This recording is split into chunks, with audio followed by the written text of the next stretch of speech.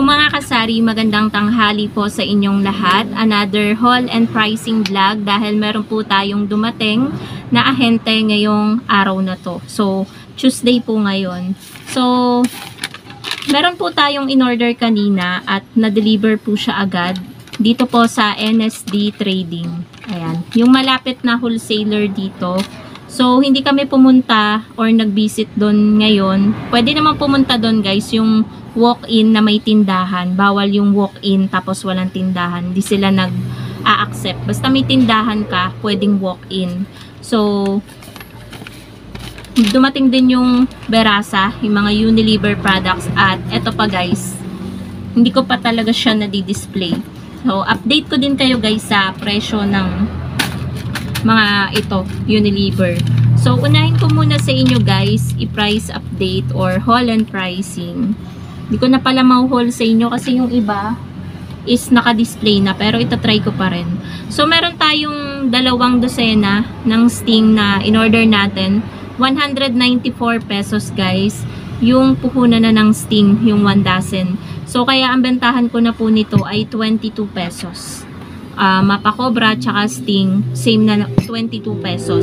Sa iba pa nga guys, 25 pesos.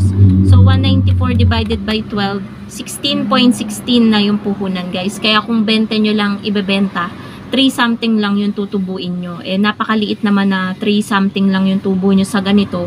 Nilalagay pa po natin to sa rep. Hindi po libre ang kuryente. Binabayaran din po natin yan. Kaya, nag-22 ako sa Sting at Cobra. May order din ako actually Cobra. Pero dahil wala pa daw, sabi nila kapag dumating yung delivery sa kanila, ihahabol na lang mamaya. Eh may order din ako mga kasari na Max Glow na maliliit na 1 box. Yung binebenta ko ng tagbe-20. Sabi nila, pag hindi daw ngayon dumating din yung delivery or bukas, sabi ko pagsabayin na lang. So kahit bukas dumating yung yung inaantay natin na 2 order natin, pagsabayin na lang nila yung Max Glow tsaka yung Cobra. So, pag hindi ngayon, baka bukas or baka makalimutan na rin nila. So, next item is yung lampain. Naka-display na dito guys, yung large. 15 plus 1 to. So, yung lampain nila na large is tumaas kasi nung may dumaan lang. Nung nakaraan kasi 99 something lang to. Ngayon is 103 na. Ayan po siya. 103 na siya. Kaya ang bentahan ko guys ng ng diaper is 10 pesos yung large ko. Nag-ano na rin ako, nag-price increase na din ako. Kasi dati 9 pesos lang ito sa akin. Tapos meron tayong in-order din na Max Glow na 1.5 liter. Ito yon. Bentahan ko nito guys ay 55 pesos. Ang puhunan po niya ay 44.38. So halos nasa 10 pesos yung tubo po natin dito. Ito guys sa ibang tindahan dyan sa labas, 60 pesos ang bentahan. So mas mababa pa rin po sa atin na 5 piso. So napakalaking tulong guys na kapag mura yung paninda mo, talagang sa'yo bibili si customer. Nasa pagpapresyo din talaga yan. At sa mga binibilhan natin.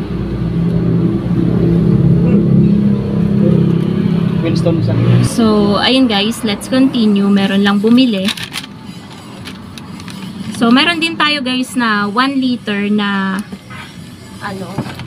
teka, hindi ko abot eh. Naka-display na kasi. Hindi ko kasi ito balak guys i-vlog. Pero dahil wala tayong content today, vlog ko na lang dahil may delivery man tayo. So, ito yung 1 litro. 40 pesos lang yung bentahan ko nito. Sa ibang tindahan, 45 to. Mas mura din sa atin ng 5 piso. So, kahit yung bentahan natin guys is mas mura sa iba, pero malaki pa rin yung tinutubo natin dahil nga sa mura tayo bumibili. So, puhunan nito 29.58. So, meron din tayong magkano din? 10 piso din, 'di ba? Tapos guys, next item is Mountain Dew. Hindi pala ako nakukuha pero nakapaglagay na ako sa rep. Puhunan sa kanila is 187. Bentahan ko. Yung mismo yan guys ha.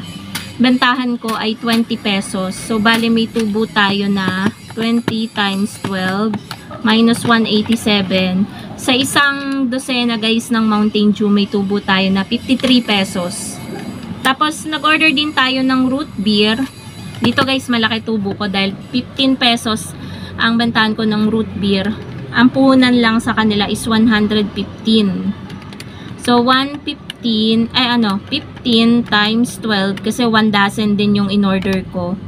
Ito guys, yung maliit na ganyan na RC's root beer, yung parang mismo type lang din siya, ganun lang din kalaki. Pero maliit lang ng konti sa mismo.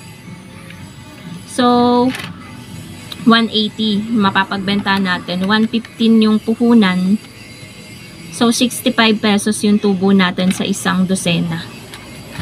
So hindi ako makakuha ng sample basta yun na parang mismo lang siya. So yun guys, sa total of 1,074.04 yung pinagbayaran po natin. Ito po siya.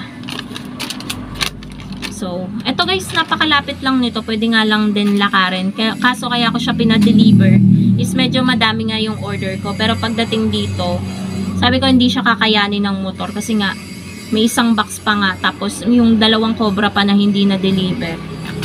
Tapos dito na tayo guys sa Unilever.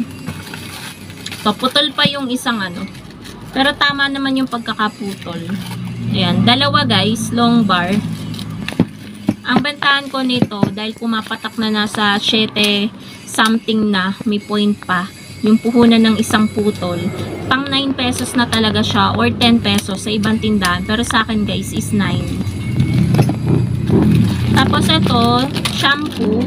Una na guys nito per sachet is 5.97. Kaya nagtaas na rin ako mga kasari sa shampoo. Lahat ng shampoo ko 8 na. So ang tubo natin ay 2 pesos kada isang sachet ng mga shampoo natin. So may Lifebuoy din tayo na sabong mabango. 15.29 ang puhunan ng isang sachet. 2.71 ang tubo ko dito dahil ang bentahan ko ay 18. Ito po siya. Lifebuoy. Tapos meron tayong 3-feed pack na puting fabric conditioner na surf. Bentahan ko nito guys is 16 pesos. So ang puhunan po nito, pumapatak po siya ng 76.32 divided by 6. 12.72. May tubo tayo na 3.28 kada isang haba nito, kada isang sachet. Tapos ito, lahat na to guys is, ayan, may cream silk pa pala tayo, conditioner. Yan, 1 dozen. Una nito guys ay 6.23 kada sachet. So 8 yung benta natin, meron tayong 1.77 kada isang sachet. So ngayon guys, hindi ako na mag-price increase kapag alam ko na medyo ang baba na talaga ng tutubuin ko. Nagpa-price increase talaga ako kasi mas iniisip ko yung tutubuin ko kasi yung nahihiya ako mag-price increase kasi ako yung maapektuhan, 'di ba? Parang nagtitinda na lang tayo sa wala. Kung hindi tayo magpa-price increase, lalo na yung ang bili natin sa item is tumaas na. So kapag mataas yung bili natin, magtataas din tayo. So, nasa sa atin na lang yun mga kasari kung paano natin i-explain sa customer kung bakit nagbago tayo ng presyo. Tapos, ito, may powder tayo na yellow, 1 dozen. 1 dozen din ng violet. 1 dozen din ng puti. So, ang puhunan nito guys ay 6.43 kada sachet. Kaya, meron tayong tubo na 1.57 kada isang sachet. So, ayan. Tapos na tayo guys. Ayan na lahat. Yung ating delivery. So, ang wala is 2 dosenang cobra at isang box ng maliliit na dishwashing liquid na Max Glow. So, yun po mga kasari yung updated pricing natin. At updated na presyo nito sa ating nakuhanan na ahente. So, thank you so much for watching mga kasari. And, ayun. Yun yung ganap ngayong araw ng yung update naman sa GCash natin today. Medyo okay naman guys. Meron as of, anong oras ngayon? Anong oras na ba? 2:20 PM. Meron na po tayong tinubo sa GCash na 300 plus. So, okay na yun mga kasari. Meron pa naman tayo hanggang gabi. So, sana madami pang magpa-GCash. Medyo tumutumal kasi lately ang GCash guys dito sa tindahan. Gawa ng, yun nga, gaya nga na nasabi ko sa inyo, meron na daw pong nabalitaan ko, may nag-Gcash na daw sa may sabungan. So kaya naman tayo kahapon ay medyo nung isang araw, medyo nakalaki tayo ng konti dahil wala daw doon yung nag-Gcash. So kapag nandun, hihina tayo. Kapag wala, medyo malakas tayo. So ganun lang naman guys ang life. Hindi habang buhay ikaw lang yung nagbi-business ng ganito, nagtitinda ng ganyan. So, ayun guys, meron lang bumili. At yun nga yung pinupunto ko doon mga kasari. Ang pinupunto ko is yung parang hindi laging sa'yo bibili, sa'yo magpapa-Gcash. So, dadating din talaga yung panahon na, ayun nga, magkakaroon ka ng kakompetensya or katunggali sa negosyo mo. So, yun lang guys ang ating vlog for today. Thank you so much for watching and happy selling po sa inyong lahat mga kasari. So, yan lang naman ang ganap ngayong araw ng Tuesday dito sa tindahan. Bye guys!